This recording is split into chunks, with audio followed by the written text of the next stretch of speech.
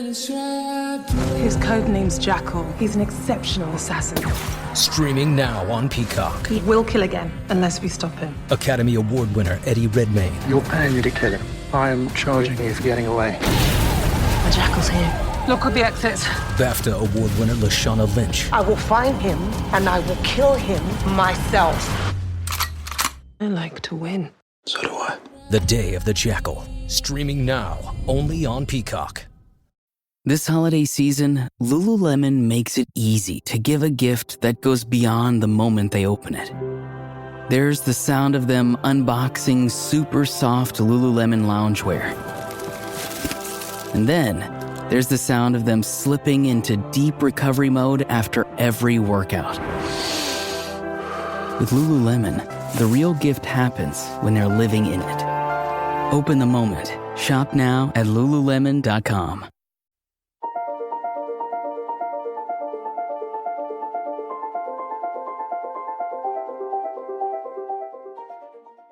Hello, my name's David Runciman, and this is Past, Present, Future.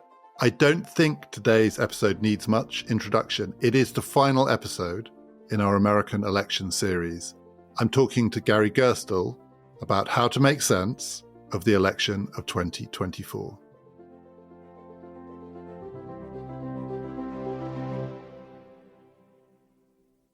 Just for a bit of context, and also because no one knows what's going to happen day to day, this conversation was recorded on Thursday evening UK time, Thursday morning US time. It's not an immediate response to the election. We didn't do it on no sleep the morning after the night before. And it is an attempt not to decide who is to blame or who should get the credit, but to work out, as we did with those earlier episodes, talking about earlier presidential elections, what it means broadly in historical context. The history hasn't been made yet, but Gary and I are talking about how to understand what this is going to mean for all of us. So the election came as a shock. In the districts in which I live, there were hopes for Kamala Harris victory, and there were signs pointing in that direction. And so the outcome of the election came as a shock, and the consequences are major. With this election, Trump has secured his position as one of the most consequential politicians in America in the last 50 years, maybe the most significant since Ronald Reagan. He's become a very weighty figure. He's going to have enormous influence over American society.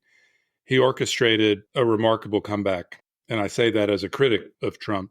That's what we're dealing with here.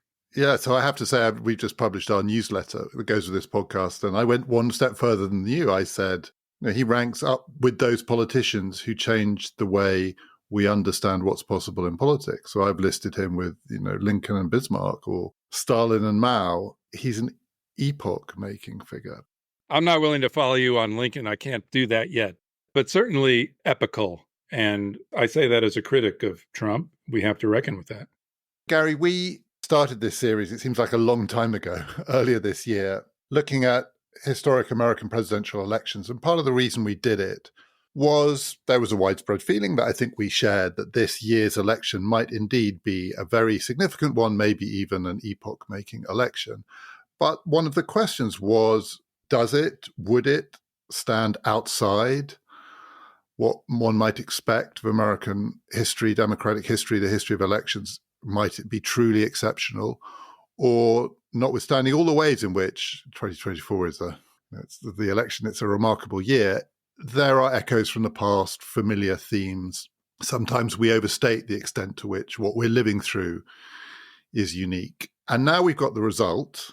I want to start by seeing if we can explore that question, what we now think with the benefit of actual hindsight, whether this election does stand outside the normal bounds of American politics, whether there are features of it for which there is no historical parallel. And I want to start by making the case for the fact that some features of it are very familiar. And this was true in 2016 as well, that the fact that it's Donald Trump can blind us to some of the ways in which, once we know what happened, the explanations are not so outlandish. And there's been masses of instant commentary, and a lot of it pretty smart, and some consistency across people's analyses. And one feature that to me makes this election familiar and its outcome familiar is simply that inflation is kryptonite for incumbent government. So if you look back to the 1970s, the middle of the 1970s, the inflation was worse then, but we've been living in a non-inflationary, deflationary era in some respects. Certainly relatively low inflation for a long time. So a burst of inflation is a shock to the system. So it's also relative. But the inflation that followed the Nixon shock and the oil shock in the mid-1970s took down every democratic government in every country where there was electoral democracy in the world. Every single one. No government survived it. And it took down democracy in some parts of the world in the mid-70s. In some places, the only way to stay in power was not to hold elections at all, in India, in parts of Latin America. This was an inflation election. And if that's true, the fact that the incumbent party lost, regardless of the other candidate, because if it was true in the 70s that it took down every government, there were a wide variety of candidates opposing governments of left and right, and the politics of the mid-70s were pretty wild in some ways. It's a killer of incumbent regimes, and it was in this case. So are you saying that makes it ordinary rather than exceptional, or we've seen it before? Yeah, I mean, it makes it so not ordinary in the sense that inflation in that respect is not routine. There are inflationary periods, but certainly the kind of inflation that we've seen. And there is lots of evidence that when people were asked, they talked about the price of eggs. And the price of eggs always matters. The price of fuel always matters. There are people who say you just track electoral outcomes according to the cost of a gallon of gas. But when you have inflation running hot, even though it's slowed down now, the memory of it running hot just makes it astonishingly difficult, regardless of the candidates, regardless of the platforms, regardless of the campaigns, for incumbents to stay in power. So in that respect, you wouldn't say 2024 stands outside of patterns that we are familiar with. Well, there are two kinds of ordinary. One is that when inflation cools, politics resumes as normal, or it ceases to matter as much.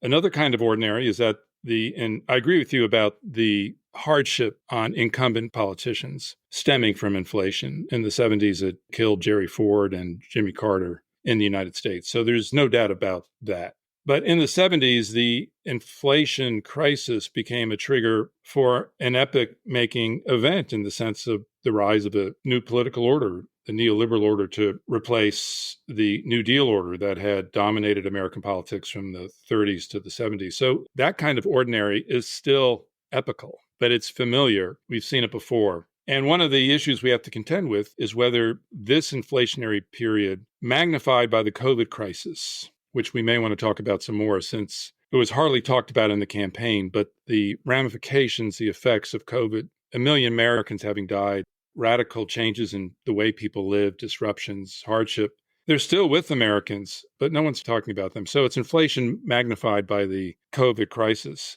One result of this may be that this is epoch-making in terms of the rise of a new political order centered on Trump, MAGA, and a populist republicanism.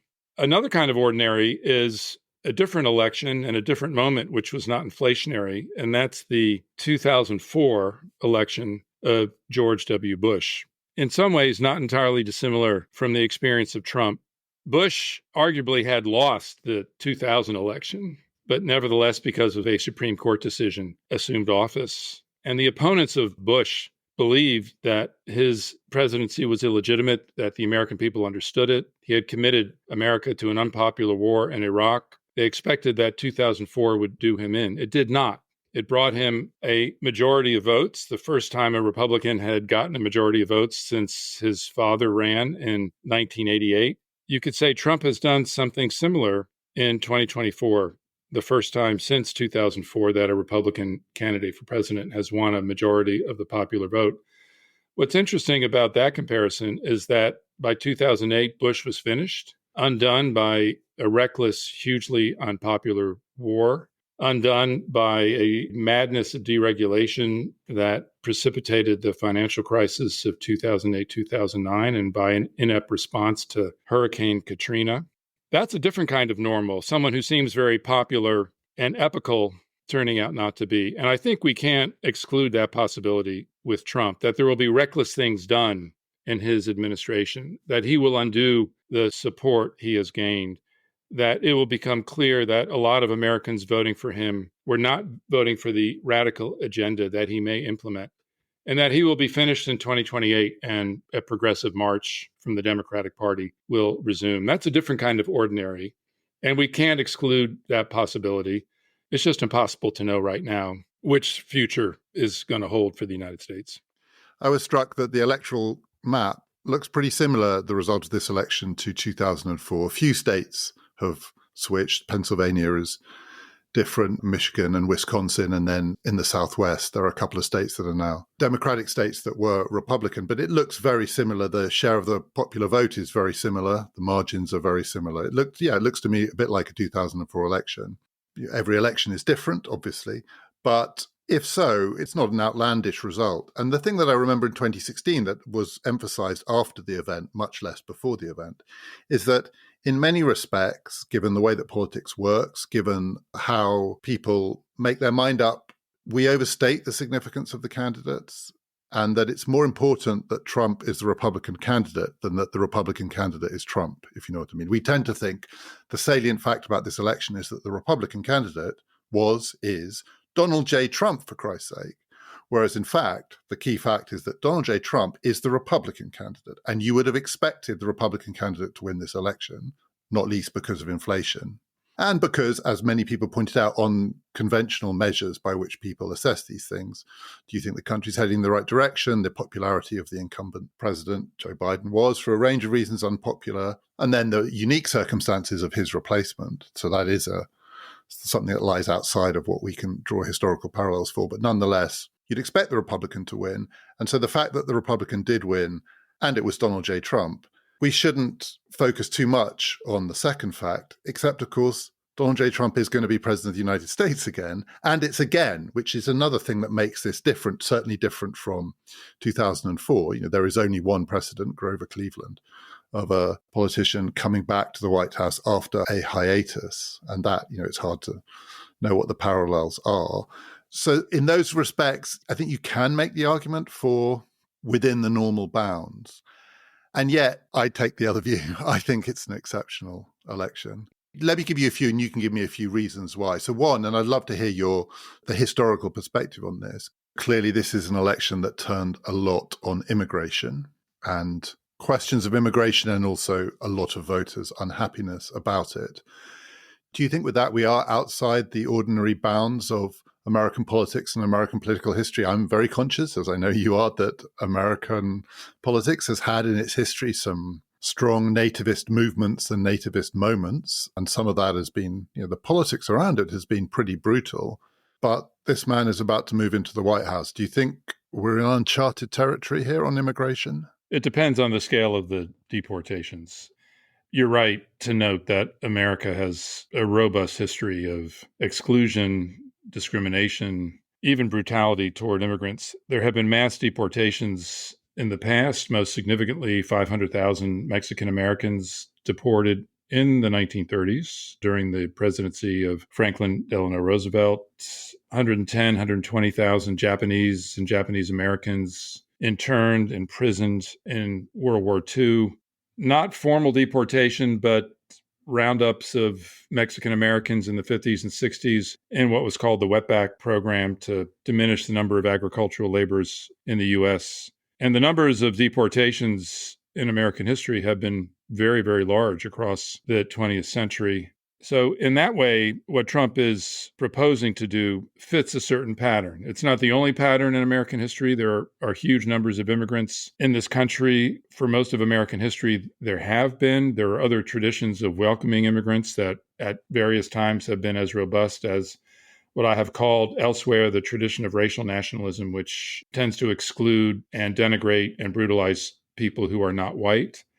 So there's a very robust tradition of accepting immigrants as well. But this nastier racial nationalist tradition has always been present in American history. And in that way, it's not unprecedented. What Trump is proposing, the scale of it, there are different numbers floating around, 16 million, 10 million. If he undertakes a program of deportation on that scale, it will go well beyond what was done in the past. There's no precedent for a deportation program of that scale. If it unfolds at that level, it will be impossible for the agency, Department of Homeland Security, that handles the border to organize deportations on that scale, which means calling in the National Guard, which means perhaps calling in the regular military. And it also means a tremendously complex logistical project. What does it mean to round up? Let's focus on 10 million people. What does it mean to round them up? What do you got to do with them? First of all, where are you going to find them? Are you going to pull families apart? Are you going to do what Trump did the last time, which was separate parents and children? You have to establish camps. You have to establish some procedures for just deporting them. It's not as though all these people are camped on the border in camps already. They're going to have to be rounded up. They're going to have to be imprisoned. It's a massive logistical project that is going to be tremendously ugly. And if it's carried out at that level, it will be something new in American history. It's one thing to round up 110,000 Japanese Americans. Much of the society, this was in the 1940s, the population of Japanese Americans was concentrated on the West Coast. Most Americans didn't have encounters with Japanese Americans. If they lived outside the West Coast, they were put in camps that were relatively invisible to everyone except Japanese Americans in the 1940s. The scale of this would be so much beyond that, and it is sure to arouse tremendous anger, resistance, conflict, violence. Now, one of the questions with Trump is, when do his actions match his rhetoric? It's interesting, he hasn't talked about finishing the wall at all. He's talked about exclusively about deportation. He didn't build much of the wall, even though that was a priority of his presidency. He may not deport on that scale. He may choose just to use targeted programs to make his point. But we know that his rhetoric is cruel and that his intentions are cruel. And so there's going to be a lot of cruelty and a lot of suffering associated with this program. Immigration in the world is arguably the issue galvanizing right-wing sentiment, perhaps more than any other issue. It's true in Europe. So it's an issue around which right-wing politicians, authoritarian politicians, ethno-nationalist politicians everywhere are gathering. Is there an election in which the candidate who won was portrayed by the other side in such stark, unequivocal terms as not just a menace to the Republic, but potentially the death of the Republic? I mean, you could say that is Lincoln, right? When Lincoln was elected, his opponents said, if you elect this guy, you will kill the Republic. Turned out to be true, but as Lincoln pointed out, not because he killed it, because they killed it, but nonetheless. But it's hard to think of a parallel. I mean, he was described by his opponents as a fascist, and he won. That can't be just within the normal zigging and zagging of democratic politics. Well, this accounts for the shock effect that many Americans are feeling right now. And it's not just his rhetoric. Here we have to factor in what happened on January 6, 2021. A candidate who had lost the election refused to accept the outcome of the election and authorized a mob to attack the People's House, the Capitol, that he was obligated to protect by a solemn constitutional oath. And what he showed in that moment is that he was willing to put his own welfare above the welfare of the Republic and the sacred document of the Republic, which is the Constitution. And he's never shown remorse. He's never suggested that in the heat of the moment, maybe he acted in the wrong way. And if he had a chance to do it again, he would act differently. He acted in an extra constitutional manner. And no other candidate for the presidency, to my knowledge, in American history has acted in that way. And given that he was willing to do it then, and given that he is without apology or reflection that he may have done something wrong, the fear is when the Constitution conflicts with his personal or party ambitions again, as it surely will sometime during his second term, he will once again choose his own interests and his party's interests over the Constitution. And if that happens, then American democracy, as it has been practiced for 200 plus years, is in grave peril and, in a meaningful sense, may cease to be. So in that sense, his election, the knowledge of what he did on January 6, 2021, the fact that a majority of Americans don't really seem to care about the act against the Capitol in 2021, suggests that America may be contemplating embracing a regime of the sort it has never embraced before.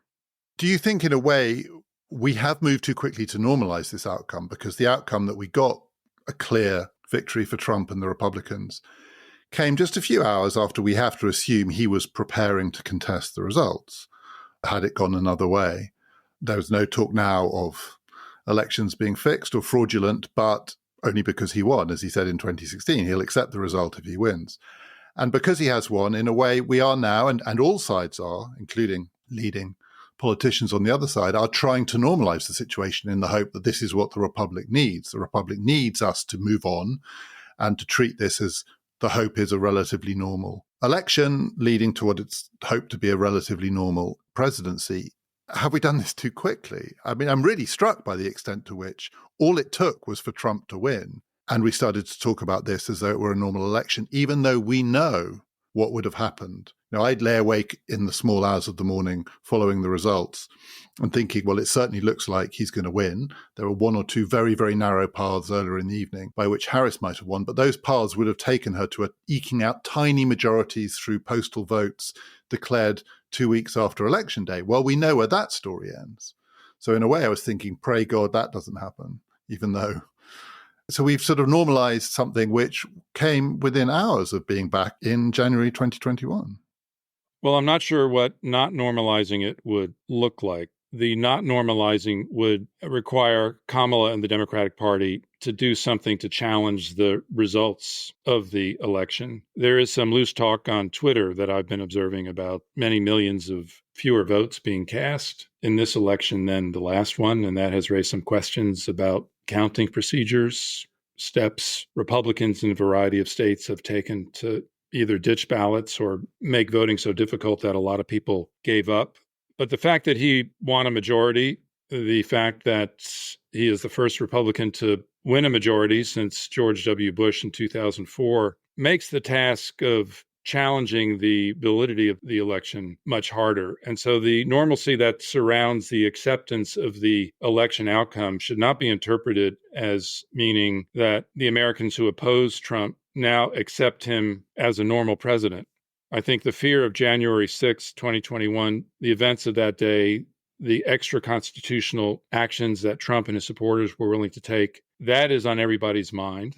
And I would say the concern has even intensified because while in his first administration, there were guardrails in place, there were administrators who were trying to curb his worst excesses while he was in office. There are worries that those people will not be present in his new administration, that he's a much wiser and smarter and effective political operator than he was in 2016, that he has many more people, this is what Project 2025 represents, willing and thinking that they're able to implement a radical policy agenda much more effectively than before. This is what is on everybody's mind, and that's why at least half of America is thinking right now, or close to half of America is thinking right now, that there are deep threats to America when Trump assumes office once again, as he will on January 20th, 2025. How much difference does it make that the Republicans have won the Senate? It looks like, we don't know yet, but it looks like they're going to hold on to their majority in the House. And also, the most significant consequence of his first term was the recreation of the Supreme Court with his three nominees, so that he now has a Supreme Court that is ideologically suited to maybe not a Trump presidency, but certainly to some of the things that he and the people around him believe in. That's not just a clean sweep in this election, it's a clean sweep in this election in the context of having refashioned the court in his previous term of office. And again, I was looking for historical parallels, and the only one I could really come up with was Johnson in 1964, who won a clean sweep, a much more resounding electoral success against Barry Goldwater. But this was also the age of the Warren Court. So some of the more radical things that Johnson was going to do were not going to run up against the Supreme Court in a way that might have happened before. The difference, of course, I think, is that in Johnson's case, the Senate was still within the Democratic Party, divided between diehard Southerners who are not willing to go along with his agenda. I don't know if that's true of the Republican Senate this time. I don't know how many never Trump holdouts there are, probably not many. So on the one hand, there is a parallel here. On the other hand, of course, because this agenda is so radically different from the Great Society agenda. I mean, I know for many people, the Great Society agenda seemed to them like the end of America. There were many people who were horrified by what Johnson wanted to do, including those Southern senators. But that parallel holds, and yet when you plug into it some of the things that Trump says he's going to do, it feels different. It feels like it's not just that the guardrails are down, but that the stars have aligned for him. If he takes, or if the Republicans take the House of Representatives and they have the Senate, they have the Supreme Court, he's going to have extraordinary power for his first 2 years in office. And it's possible that elements of the Republican Party will be reluctant to go along with more radical ambitions that some of his supporters might want and some of his policymakers want to implement. But the story pretty consistently of the last 10 years is his ability to dominate the Republican Party and to chase all serious opponents away. And there's no indication to me right now that he will run into significant opposition. The question is more whether he can stay focused long enough or whether a group of policymakers or the people who engineered Project 2025, whether they can enforce a project as rigorous and as ambitious as that on a man who is by nature chaotic, impulsive, and not given to consistency or programmatic efficiency. That's the question. But there's no doubt that if the Republicans take the House, they will have enormous power, and they also bring a vengeful mood to politics. One can hope that Trump would moderate his vengeance, given that hopefully this will be his last term in office. He'll take the longer view in the sense that he has to not win another election and that he will seek to unify the country around a broader platform. In this respect, it's important to keep in mind that Lyndon Johnson in 1964 had important Republicans supporting his ambitious Great Society legislation. But there's no indication in Trump or in the Trump world of moderation. I think there will be ideological splits among his supporters, and those will bear watching, and we'll probably get into those later in our podcast. There are two very different views of what America's future ought to look like inhabiting the Trump Republican Party. So that internal divisiveness may slow things down a bit, but that's internal divisiveness. That's not external opposition. It's hard to pinpoint elements within the political system that are going to put a check on Trump during his first 2 years in office. Why do you think the move to branding him a fascist so clearly failed as it did? It didn't seem to make any difference. It may have made some difference, but it may have made some difference either one way or the other. It didn't work. It was clearly a decision that was made. There was a decision made about 2 to 3 weeks ago to use that label. I mean, some of the risks of that approach are clear. The implication is that the people who vote for him, therefore, are fascist sympathizers and so on. There was one point in the campaign where I thought maybe they have found a better word for this. So when Trump made those remarks about Liz Cheney and saying that she should face machine gun fire, again, as often with Trump, when you look at the context, what he was saying, though the way he said it was outrageous, was not itself outlandish. He was trying to make the point of her father, I think, particularly, that these warmongers sent other people's children to die and not their own. And he's not the only person who's made that point. But the way he expressed it was outrageous. And the word that Harris used in response was that it was disqualifying. You know, this is disqualifying to say this kind of thing, which to me implied at least the possibility that his supporters may have good reasons for wanting to support him, and much of his agenda may be one which isn't outside the bounds. But for the figurehead of that agenda to be saying things like this simply disqualifies him from office. But the problem with all of this is that it wasn't disqualifying. You end up saying things that will strike people as either overblown or straightforwardly not true. If she believed that was disqualifying, she did nothing to disqualify him. No, it's disqualifying, and yet here we are fighting an election and accepting the result. So it didn't work, and in some ways, this may just be with hindsight, one feels it was never going to work. I mean, I also think that the fascist label is wrong, but that's a separate issue. It was an odd move, I thought, actually, in the end. Well, the impetus behind it, I would say, was not odd. It may have been wrong, but it's an effort to center this election on what happened on January 6, 2021, and the fact that she staged her final major rally on the same ellipse where Trump urged his people to go march on and attack the Capitol was extraordinarily significant. Your point is correct that a large majority of Republicans had already decided it's not disqualifying. So why did she go after that? I think she believed that there were either enough independents or enough suburban Republicans sufficiently appalled by those acts so that she could peel them away. And you put that together with her stance and her appeal to Republican suburban women on the abortion issue. I think the two are tied together. She hoped that she could peel enough people away from Trump who harbored enough doubts about Trump so she could peel enough away so as to put her over the top. It was not, I think, an unreasonable calculation on her part. As to why it didn't work, I have a separate answer for the abortion question, which I'll park for a moment. We can come back to that in a moment. There are two possibilities. Either a majority of his supporters don't take everything he says literally, understand or believe that his rhetoric is at variance with his actions, and genuinely believe that by supporting him, they will not be ending the American Republic or democracy in America. That's one possibility. Another possibility is that they have lost confidence in the democratic system and like the idea of a strong man coming in to smash things up. Trump gave an interview to Time magazine last spring, and this was after he had uttered at one of his rallies that when he came into office, he's got to be a dictator on day one and he's got to solve all problems and so on and so forth. The Time interviewer took this up and challenged him on this. And it wasn't whether he was going to be a dictator one day or a dictator forever. The interviewer said to him, "Don't you think that Americans will be upset by this, given the deep attachment to democracy, the attachment to the Constitution, the perception that you may be violating the most sacred document in American life?" And his answer to that was very brief, but very telling. He said, "No, I think people kind of like it."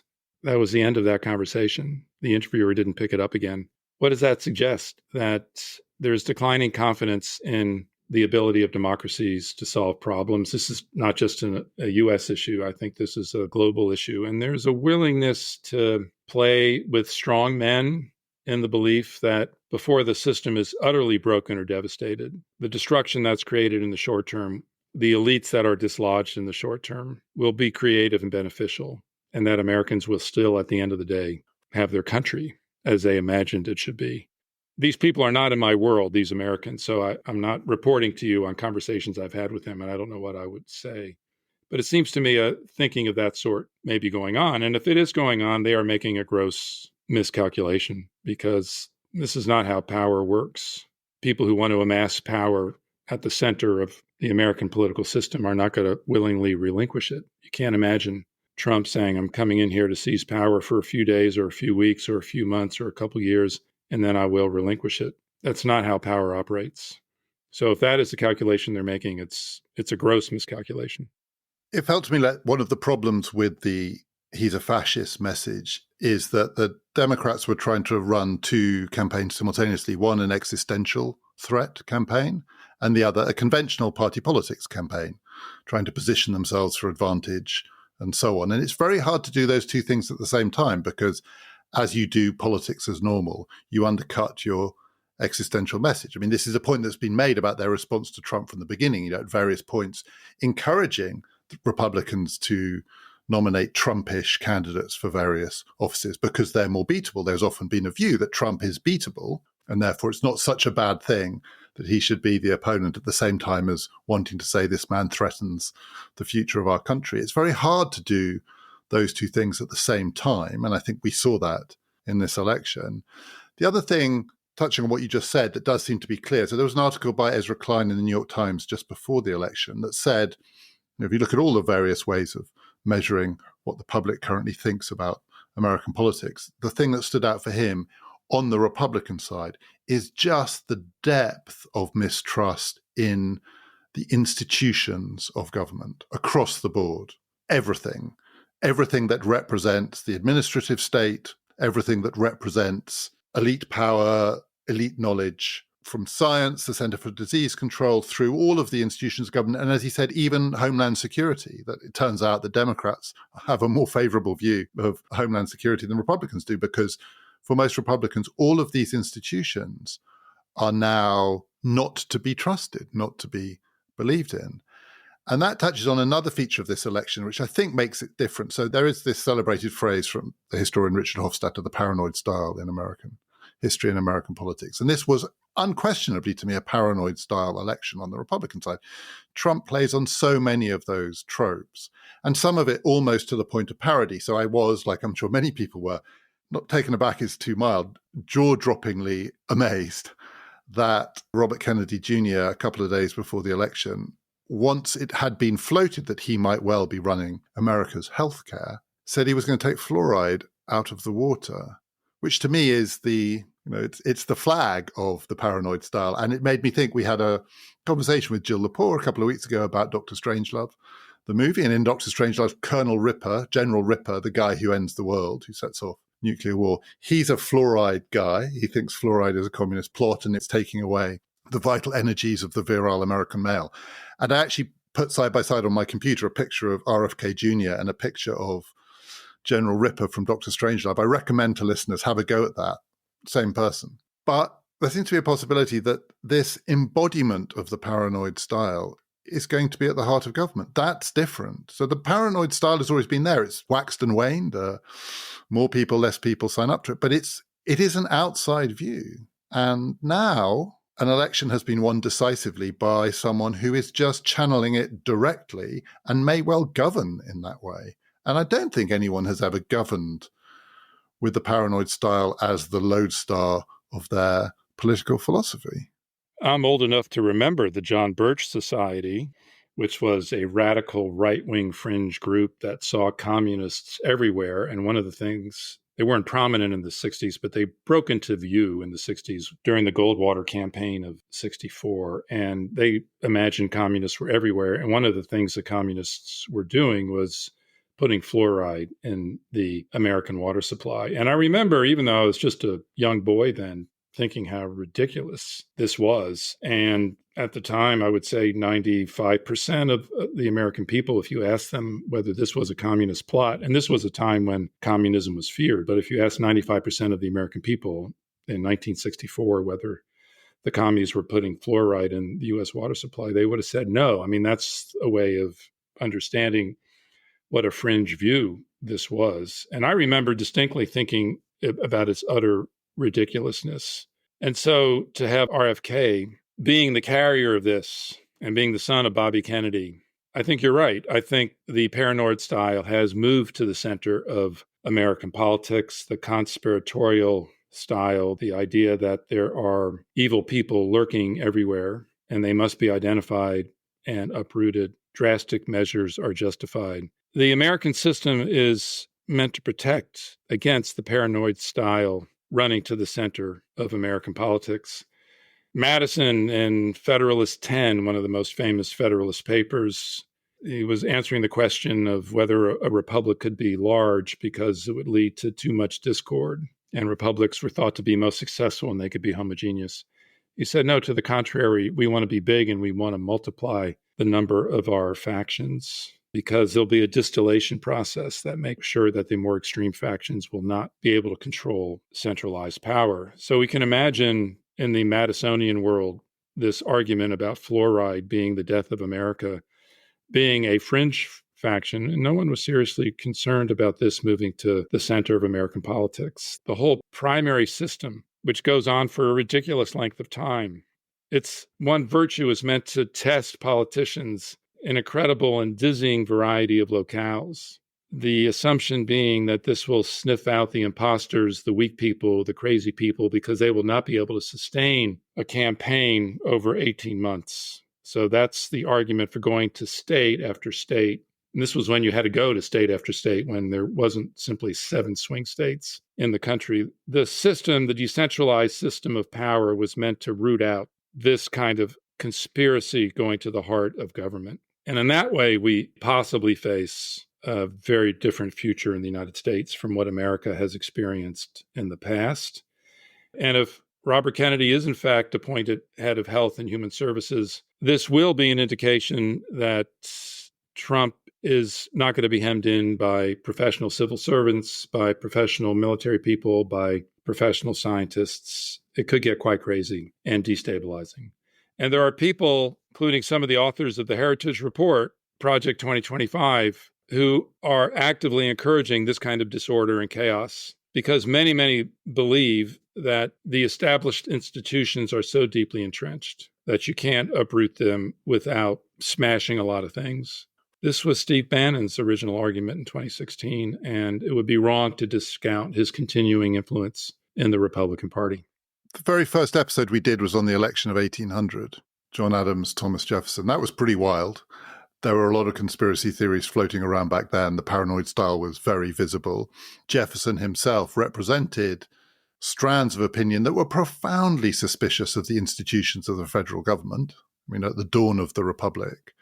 And presumably, I don't know, you would know better than me, but presumably when Jefferson became president, there was some fear that this was a man, the federal government had been entrusted to a man who didn't believe in it. But that turned out okay. I'm not saying is Trump going to be Jefferson, but there is some disciplining effect of then the institutions of the federal government being the tools by which you can achieve anything. If you're president, you're not going to achieve anything as president with any other tools. Those are your tools, right? You're not going to do it just by appearing on podcasts and talking about extraterrestrial life. Is there any possibility, you think, particularly second time around, the thought is he's wiser in the sense that he has some experience of how futile most of his efforts were first time around? Not that he's going to turn out to be a second Thomas Jefferson, not saying that, but that it might be different from the first term in the sense that to get some of the things he wants to get done, particularly because the stars have aligned for him. So the institutions of the federal government, the court, the Senate, the House, they are lined up for him to work with if he wants to. It's not going to be just bypassing them. That it may be, though the agenda is radical in many ways, it may be a little more conventional than we think. I would be thrilled if that turned out to be the case. I'm trying to link this back to where we started. I don't have a lot of confidence that that will happen. Two things about Jefferson. Yes, and I want to put some distance between Jefferson and Trump, even though Jefferson deserves to be criticized for all sorts of reasons. It's an interesting comparison to make. When Jefferson became president, there was no established procedure of transitioning power from one party to another. It was the first time this had happened. They had no model for it. They were inventing it on the fly. And it's not surprising in that respect that a lot of chaos surrounded it. Where would you look in the world for a belief that this could work? It was not the way in which nations, governments operated at the time. That's obviously a radically different moment than the current moment in American life. And one credit to American democracy is how smooth the transitions have been almost uniformly across American history, with the exception of the Civil War. And we don't want to put the United States back in a Civil War scenario as a way of understanding how the next 4 or 5 years are going to unfold. So it's a very different situation now than it was then. And Trump will be the first since that election of 1800, with the exception of Lincoln and the Civil War, to try and foment disorder and lack of faith in instruments of American government. The other point I want to make is that Jefferson was a deep believer in the Constitution.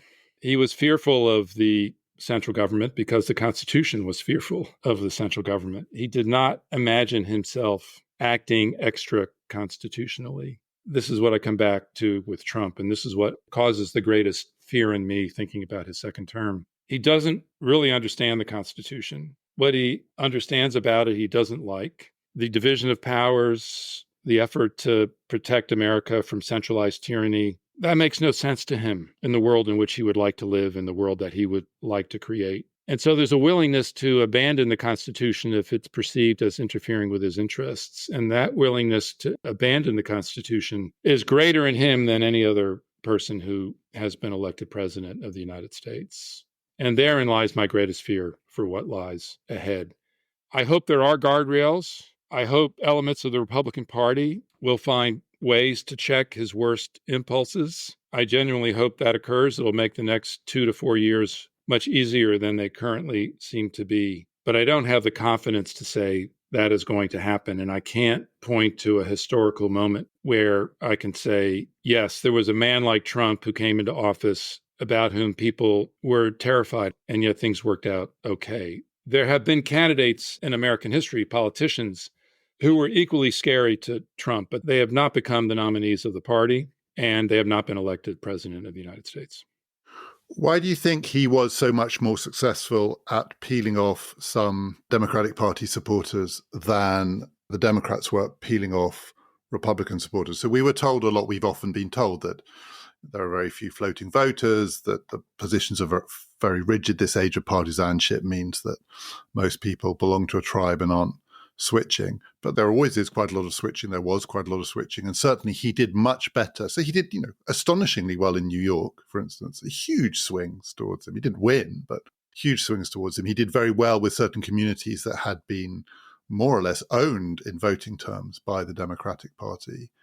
the Harris campaign hoped that they could peel off significant numbers of suburban Republican voters, particularly women. The Trump version of that strategy was way more successful. Do you have a sense of why? Why, for instance, the abortion issue didn't give more traction to peel off suburban Republican women, but Trump was very successful with Latino and other communities? I understand the abortion issue better than I understand the Trump success with Latino and Black men, although it's an extraordinarily important phenomenon and suggests that there may be a major electoral realignment beginning to take shape.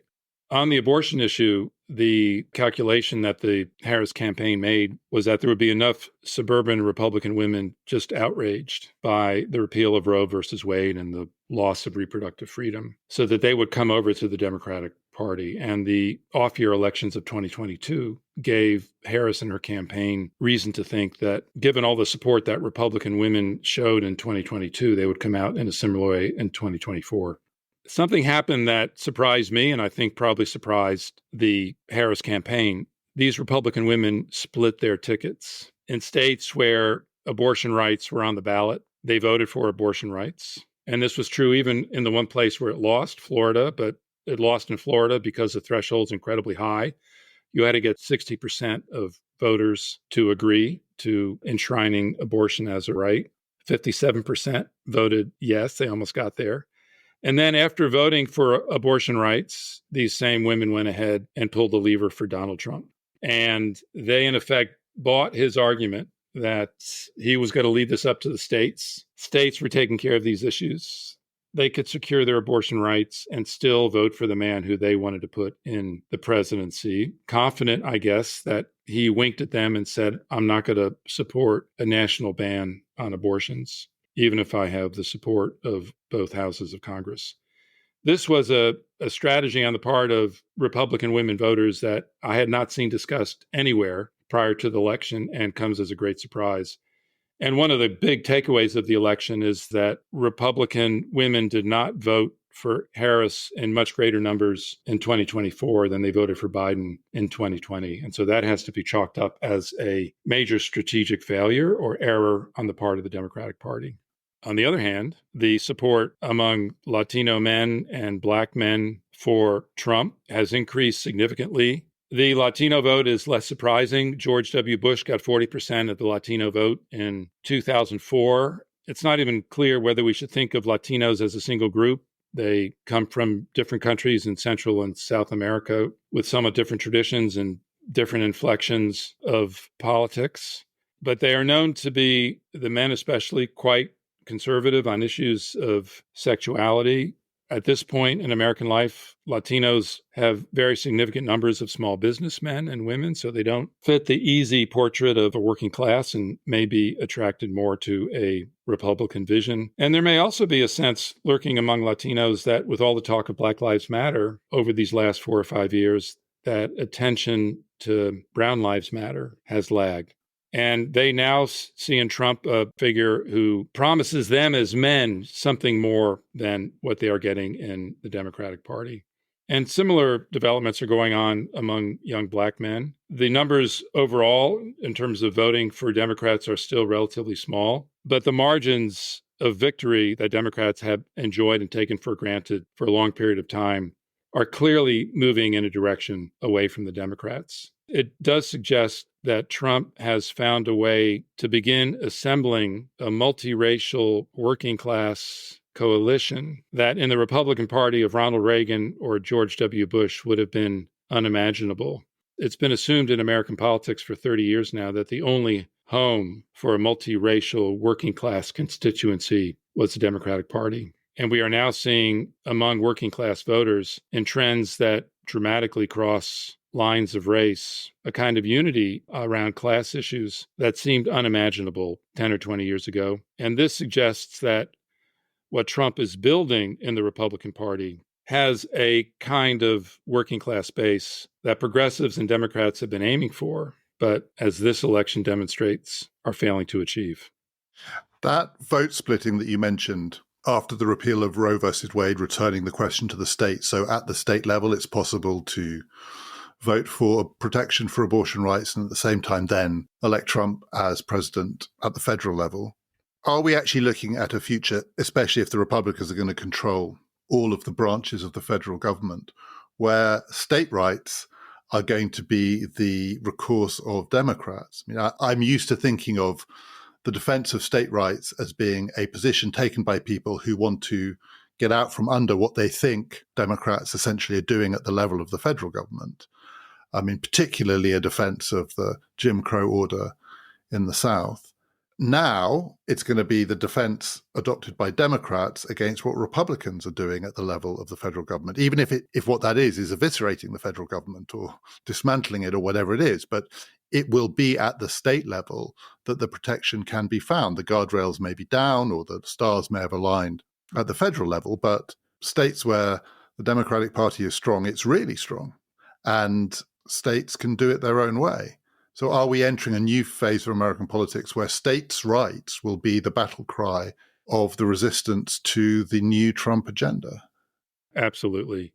And this has been happening in smaller ways for some time. On the issue of gay marriage, for example, this issue really took root in the states. And it surprised a lot of people because many of the progressives pushing for gay marriage had grown up in the civil rights movement, where states were seen as the protectors of Jim Crow, segregation. This is where autocracy and tyranny lived. And now we're seeing a reversal of that. It may be that going forward, the only place where democracy reigns is in the states. And the states have a fuller history of political action. Simply associating them with Jim Crow and states' rights is probably unfair to the longer history of politics at the state level. One of the great progressive jurists in American life, Louis Brandeis, long ago, about 100 years ago, called states the laboratories of democracy.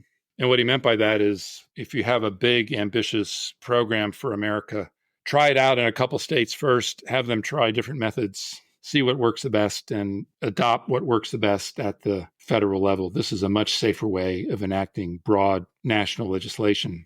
He was not imagining states as the last refuge for democracy and freedom in America, but the so-called anti-federalists of the 1790s, that's what they were imagining. And they insisted that as a price for their support for the federal government, which they saw as already in the 1790s as bearing too close a resemblance to the tyranny of George III, the much hated, maligned figure in American revolutionary lore, their price for coming on board to support the Constitution was to add immediately to the Constitution the Bill of Rights, which guaranteed individual Americans fundamental rights that no central government could take away.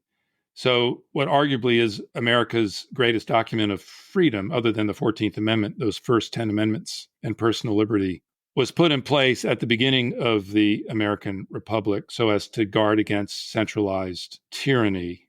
And it may be that progressives not only need to go back to the Louis Brandeis moment, but go back to the 1790s moment as a way of finding first refuge and then finding a way to preserve and then trigger a renaissance of democratic values and democratic practices. So this will become an extremely important terrain of battle across the Trump years. And I think I can safely say that even if Trump conquers the central government, he will not be able to conquer the states, that the states have an autonomy of power built into the Constitution that I think Trump and his allies, even if they wanted to overturn it, will not be able to do. So if we're looking for democratic hope, it may be that that is where we have to turn. I want to ask you about a couple of things that we discussed relatively briefly the last time we spoke. So the last time we spoke was after the Vance-Walz debate. Seems like a long time ago now. And we were talking about some of the fallout from that, but also more broadly about what might be going to happen. You also talked about one of these themes very recently on the podcast you did with Ezra Klein. We talked then about the possibility of the new political order that has been emerging for some time becoming entrenched, but it could become entrenched in two very different ways. There's an order emerging, post-neoliberal order, and it predates Biden, and it goes back to the first Trump administration. But there are two different versions of it, and there are probably different versions of it within the Republican Party. At the same time, we've got a movement, the MAGA movement. So maybe that's a 10-year story. The emergence of this new political order is a longer story than that. And then there's the overarching story, which is the regime type itself, liberal democracy, and the particular version of liberal democracy that exists in the 21st century with an administrative state and a welfare state and political parties, mainstream political parties contesting elections and so on, and a universal or nearly universal franchise. Had Trump lost, I don't know what would have happened to the movement. It probably would have continued in some other form, but it would certainly have been rebuffed because it kept losing elections until this one. We'll come on to the question of the regime type. Are we really looking at the possibility of liberal democracy morphing into something else? But on the new political order, the post-neoliberal order, do you think that, given we're now going to get the Trump version, that version has less in common with what we would have got under the Biden-Harris version than the Biden-Harris version has in common with what went before? So what I'm trying to say by that is, do you think in the end, actually, the shift to the new political order is the central salient fact of American politics? And of course, it makes a difference which version we get, but that's the fact. Or actually, the Harris-Biden version had connections to what came before or offered a sort of path of continuity. And getting the Trump version, that's going to be the break. That's the real break with what went before. I'm not sure if I put that question particularly clearly, but I'm trying to get a sense of whether you think it is the election of Trump that is the break, or actually the break is something that underlies that and would have been visible to future historians even had Trump lost. Well, I think it is appropriate now to begin talking about a new political order emerging. It's associated with the emergence of new and powerful constituencies. I think Trump has that in the Republican Party, expanding well beyond what had been a much narrower MAGA base. There are a set of policies, think tanks embodied in Project 2025, ready to be implemented. There's systemization going on here. They have a clear general, as long as he pays attention, Trump himself. Someone who can organize, mobilize, coalesce people into a kind of cohesive governing regime. As to what this political order will look like, I think there's two Trump versions. And one is continuous with the Biden version, and one is not. And I don't know which one we're going to get. The one that is continuous with the Biden version is at its time, and J.D. Vance captured this well in his acceptance speech for vice president. It's time to put Main Street over Wall Street. It's time to put manufacturing over financial sectors. It's time to take care of the average American as opposed to the exceptional American, meaning coastal elites. It's time to withdraw from a global world of diversity and take care of problems at home first. This is a vision that is profoundly, at least rhetorically, oriented to ordinary people. And there have been interesting points of collaboration between Republicans and Democrats. Vance working on a banking regulation bill with Elizabeth Warren in their time in the Senate. Josh Hawley, the senator from Missouri, working with Lena Khan, the quite radical antitrust warrior, head of the Federal Trade Commission, to rein in the power of the big social media companies. There is definitely common ground here. There is also in Vance's thinking an understanding that you have to surround ordinary Americans with supports that are going to make their lives easier. And this argues for robust elements of a welfare state. So there is a real populism lurking in this new Republican Party. And there are points of connection to progressives in the Democratic Party. And one of the possibilities for the future is that they will find a way to forge some common ground. But there's another vision for the future of the Republican Party. And J.D. Vance is involved in this too. And I like the fact that J.D. Vance is involved in both vectors because it suggests that the Republican Party is quite confused about this and that Vance himself is divided about this. And this is a vision of unbounded executive power combined with unbounded personal freedom. And this vision comes out, it's been most forcefully articulated among certain Silicon Valley titans of industry, overlords of corporate and private power, where they want an incredibly powerful executive, where they have become really disillusioned with ordinary people and the possibilities of democracy, where they want an executive ruler, not necessarily a king, but maybe like the guy who rules Singapore, to dispense with the sorry results of elections in democratic politics. Some of these people are the ones who have given up on San Francisco and want to build a city from scratch in the wilderness of the West. It goes without saying that not only will they fund it, but they will govern it in a way unsullied by local municipal democratic practices. And going along with this sense of unbounded power in the executive, which of course appeals to Trump, is a vision of untrammeled personal freedom. And here they confuse their own personal freedom with the freedom of Silicon Valley to get into crypto, to get into AI, to get into every form of venture capital that they might desire. This is also a very powerful element in the Republican Party. And its close proximity to Trump now is symbolized in, I don't think we've mentioned his name yet, but we need to, a man named Elon Musk, richest man in the world, who has thrown everything into his fight for Trump. And this is a much darker vision for the Republican Party. And this is a vision that is characterized by very powerful elites working in tandem with powerful politicians to order the world in which we live. And then whatever crumbs they choose to give to the ordinary people is what they'll get. We are going to see these two visions of the future clash in a Republican Congress, a Republican Senate, Republican House of Representatives. And it's a clash and it's a conflict that bears watching, because the outcome of that conflict is going to have enormous consequences for the future of America and may have something to do with the movement of America from liberal democratic regimes to something else.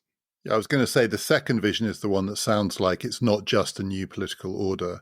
It is a new regime type. It may be, I don't think, this is why I think labels like fascist are really unhelpful. I don't think the new regime type is going to be one that is picked from the box of history where you just pluck something from the 30s or the 70s or from the 19th century. It'll be new. I don't think it'll be a recognizable type. There'll probably need to be a new term for it. But it does sound like it is a significant move on, or at least unraveling of that bundle of institutions, practices, and ideas that makes up what we have, during our lifetimes, come to familiarly know as liberal democracy. Whereas the first vision doesn't sound to me like it's a new political order. It's a move on from neoliberalism. But it does not sound to me like it necessarily is a new regime type. I think the regime is unraveling anyway, that version of liberal democracy, that late 20th century version, which did depend on various ways of doing politics that are probably now outmoded. You know, we're in a networked world, and with all the consequences of that, political parties are struggling all around the world to maintain the hold that they used to have, and so on.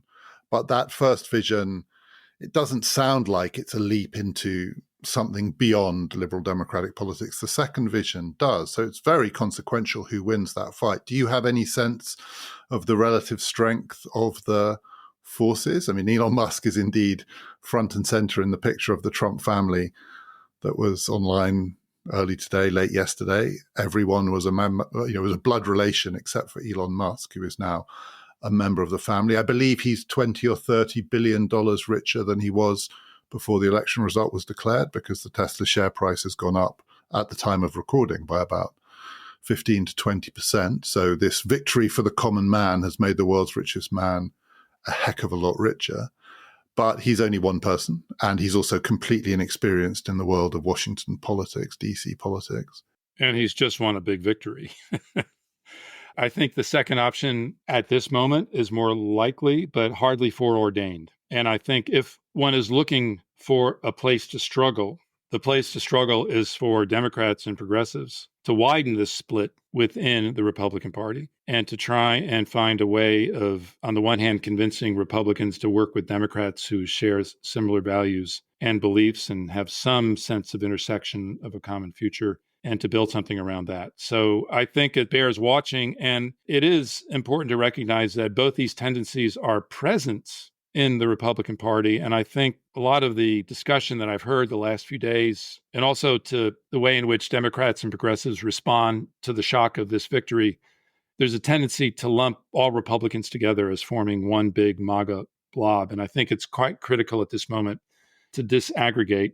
And part of what happens when a party discovers it has a lot of power is that these divisions can become more rather than less significant. And Democrats should be thinking of ways to widen that split, because I do think there are areas of convergence between populists in the Republican Party and populists in the Democratic Party. And this is where Trump's success in building a multiracial working class constituency is something that the Democrats have to think much harder about in terms of going forward. So I think there are definitely possibilities there, and it's something to be fought for. It's not beyond the realm of possibility that the populist wing of the Republican Party could win something significant during a second Trump term, but it's going to have to be worked for very hard. And here again, we come up across something that we don't discuss anymore. It's not just you and me don't discuss it. It's not discussed in American politics. It's Citizens United decision in 2010, which basically removed all restrictions on private money flowing into campaigns. And it's just unconscionable how much power Musk has, both in his money and his control of such a powerful communications medium as Twitter. You're up against so much when you're trying to work a democracy up against this level of money and private control. So that is part of my thinking of why I think the second alternative has a better chance of succeeding. But then democratic uprisings in America have always succeeded against the odds and against powerful concentrations of wealth. And there have been successes in the past, and there can be successes in the future. But that strategy on the part of the opposition, the Democratic Party, and people who are opposed to this new administration, I think it does require two things. The first thing is it does require that the argument is no longer that this man and what he represents is an extinction level event for American democracy, that this man is a fascist and so on. The argument has to be that he might be, but he might not be. And actually there's all to play for. There are different paths that this could go down now. We're no longer fighting an election. He's won. We've accepted that. And now we also have to accept we've got to drop some of that rhetoric. This is fascism in action. And to say it might be, or it might be a version of something which would represent the end of the democracy that we're familiar with, and it might not be. And so this is a situation which is fluid rather than fixed. And then that requires presumably a certain amount of pragmatism in working with elements of the other side. And the Democratic Party has, in some respects, become a party more than the Republicans, actually, that's fixated on certain tests of ideological purity and wanting to hold the line and being unwilling to compromise on certain questions. And that would be fatal in this context. I think that would then empower the people who want to push for option two. Quite a lot does hang not just on how elements within the Republican Party mobilize themselves to try and fight for one of the possibilities of this Trump administration, but how the other side engage. And there will have to be engagement. I mean, there will have to be engagement. Yes, well, I think it's very important not to despair, which a lot of American progressives are feeling right now. And I think it's equally important to begin to ask that, given the minority status of the Democrats, what's the most effective way of going forward? I think what's not going to work is simply to wait until 2028 or 2026 for a reckoning, because it's really going to be 2028 before the Democrats can think about if there's a chance for them recapturing this new political order that may be emerging. It's not going to happen until then. And in that respect, I think it's important to recognize that this order has already been emerging. This populist order has already been emerging from both parties, and that there is common ground. There is common ground on elements of protectionism. There's common ground on immigration. There's common ground on reshoring of manufacturing. There's multiple areas of common ground which could be built upon. So I think it'd be wiser for the Democrats to look for a way of recapturing a very important working class base, multiracial, that used to be their bread and butter, that this election demonstrate they might be in the process of losing. So in that respect, it's important to take some time and reflect on where do Democrats go from here? What strategy of the past should be continued? Which strategies should be modified? That doesn't mean you eliminate the existential risk that Trump represents. You keep that in your mind. I live constantly with January 6, 2021 on my mind, but that shouldn't prevent one from thinking in the here and now about political advantage, political accomplishment, political hope. One more thing that you said last time that I've been thinking about a lot, which is that the payoff of Bidenomics, some of the things that we associate with Bidenomics, it's a medium-term project. And some of the rewards will be reaped by this Trump administration. And I think, as you said last time, he'll just put his name on it, right? Assuming that this does move into the more post-inflationary political economic environment, but also some of the medium-term projects, including the infrastructure projects, start to come through. and Trump puts his name on it. Now, if you were a Democrat, you might think one of two things, one of which is that is anathema. It just makes you want to throw up.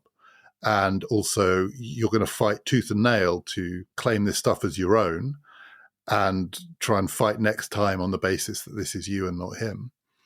But if you really think he's an existential threat to democracy and that you need to get him down path one and not path two, you need to sort of pry him away from Elon Musk and hook him into something which is the new political order, but not the new regime, the new post-democratic regime, you should damn well let him put his name on it. Now, if you really believe he's an existential threat, I would say the best way to secure him was actually to let him own some of the rewards of what Biden did. And then you've got a coming together of these two versions. But of course, the reason that would be so hard is it is giving up on some of the party political competition. It is allowing him to do that. And it goes back to that dilemma that Democrats face, which is they are simultaneously saying he's an existential threat and politicking with him. And if you think he's an existential threat, the politicking looks trivial. On the other hand, if what you're really into is politicking, the existential threat is just more rhetoric of politicking. And I think this is going to be a really acute dilemma. You could bind Trump into a post-Biden, but recognizably Bidenomics future for America by playing on his vanity and all of the rest.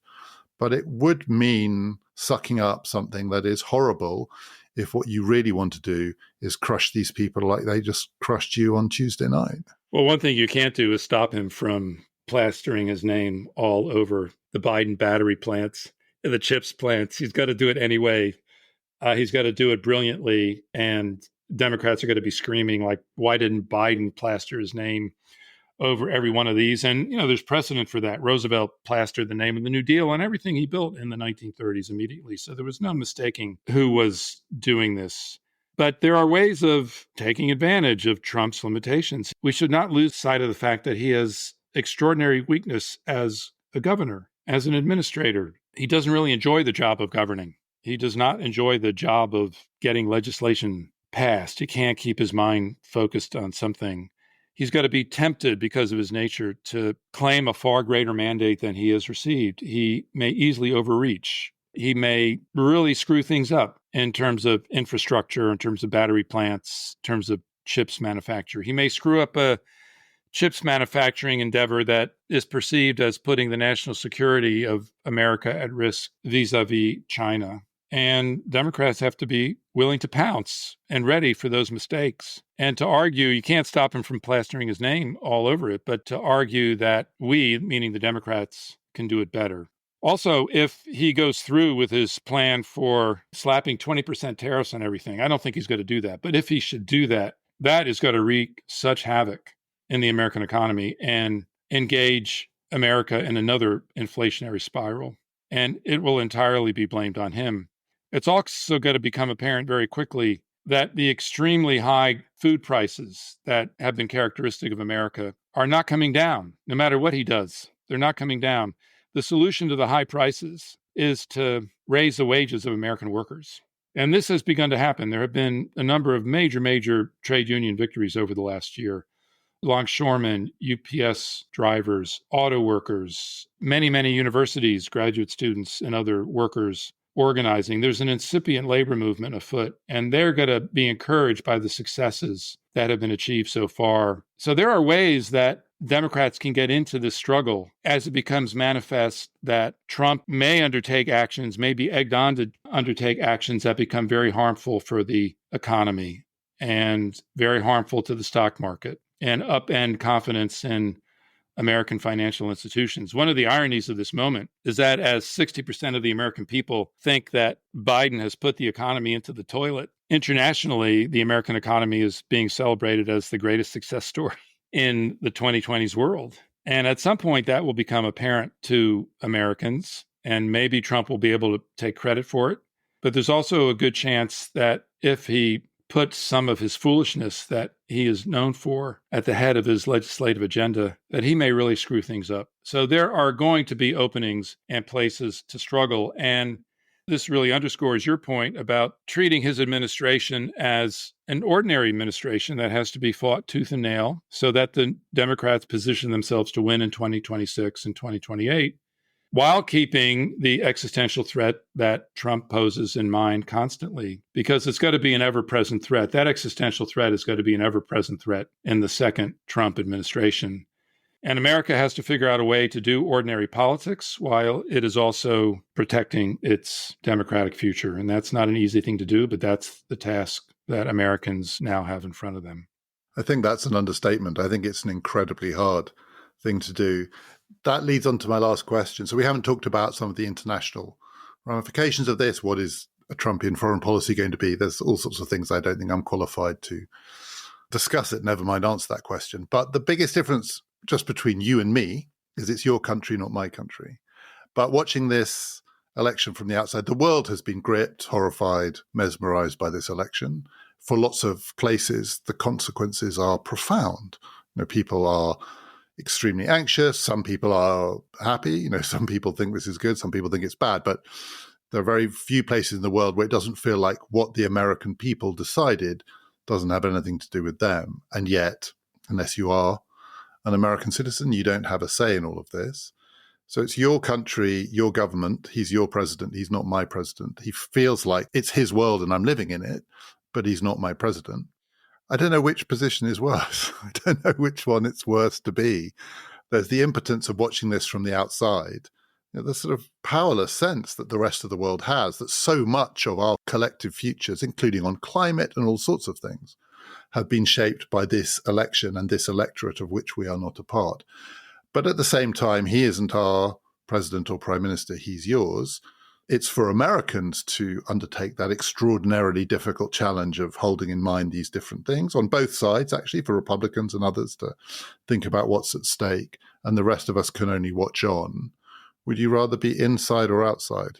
I'd rather be on another planet. That option is not available to you. Well, it will be in 30 years when Elon gets finished, but I'll probably no longer be around, so it's not a real option for me. I think the threat of authoritarianism, I'm also not comfortable with the term fascism. I think most people don't know what it means anymore, and it does more to confuse the issue than to clarify. But I am comfortable with the term authoritarianism, illiberal democracy, what some political scientists call elective authoritarianism, where every 4 years or so you get to elect the same authoritarian leader. I think it's important to recognize that wherever we are in the world, for your listeners who don't know, I've just ended my 10-year sojourn in the UK and have returned to the US. And as I was getting ready to return this summer, many people asked me, "Are you sure you want to return?" And I said, "Well, yes, it's time for me to go back." And they said, "What about if Trump wins?" And I said, "Well, I have to struggle along with other Americans to make sure that the worst implications of that are not realized and struggle for a democratic future." But what I also say is that the issues that Americans are dealing with are issues that the world is dealing with. Authoritarianism is not a U.S. problem. It is an international problem. One of the defining characteristics of our age internationally is the rising appeal of authoritarian rule around the world. We can rehearse the countries where it's strong or about to get strong, including many countries in Europe now. We all know what those places are. I think the worst impact of the Trump election for me is the support and encouragement that it's going to give to other authoritarian rulers around the world.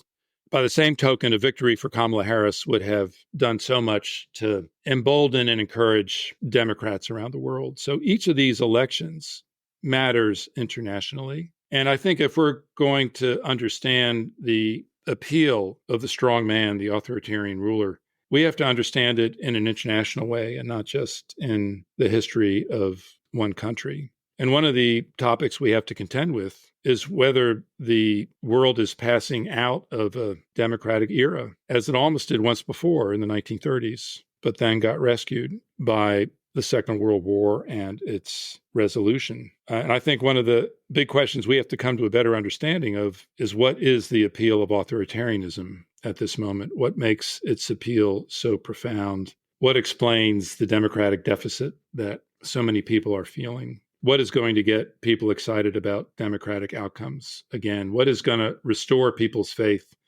in the kinds of institutions that have supported the golden era of North Atlantic democracy that followed the Second World War? So I don't want to get into a discussion of whether is it worse for us or worse for you. A victory for one authoritarian is a victory for them all, and a victory for one democratic regime is a victory for all of them.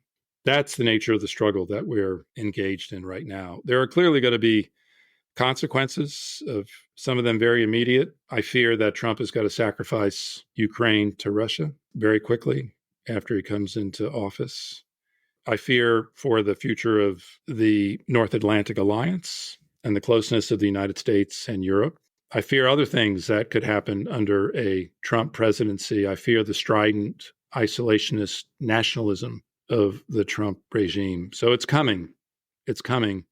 But we're all in this together. The peril is magnified by the fact that we may be transitioning. We are transitioning, I think, to a different world order. It's not just the U.S. getting another political order. It's the world struggling its way somewhere beyond Pax Americana to a multipolar world. And the world will get there at some point, but the struggle and the perils along the way, and as we've already seen, the chances for war magnified, they're going to be with us in this very tumultuous period. That is the end of the American election series, though anyone who listens to this podcast will be aware, I'm sure it's not the end of me and some of my guests talking about the meaning of Donald Trump. And speaking of which, there is a bonus episode to go with our Great Political Films series available now. It is a conversation between me and Helen Thompson about Apocalypse Now, in which we do, among other things, talk about the relationship between the madness of that film and the craziness of contemporary American politics. If you would like to get that episode, you simply have to sign up to PPF Plus. You will get all of our bonus episodes. It's ad-free listening. It costs £5 a month or £50 for the year. You simply go to our website, ppfideas.com, or click on the link in our show description. And a reminder that we do, if you're thinking about Christmas presents, have a special Christmas gift offer. If you would like to give the gift of PPF Plus to someone in your life who you think might enjoy this podcast, the episodes, the newsletter, and everything else, they will also get, as a Christmas gift, my latest book, The History of Ideas, that comes out of an earlier version of this podcast, signed by me with a note from me to whoever you wish to receive this gift. To sign up for the gift offer, again, simply click on the link in our show description or go to the gift tab on our website, ppfideas.com. We are about to start a new series. It is the second series of the history of bad ideas. We're going to be talking about all sorts of bad ideas that have been believed in by all sorts of people, not all of them bad. And we're going to start with a conversation about the silent majority. Yes, we will be talking about Donald Trump. Do join us for all of that. This has been Past, Present, Future, brought to you in partnership with the London Review of Books.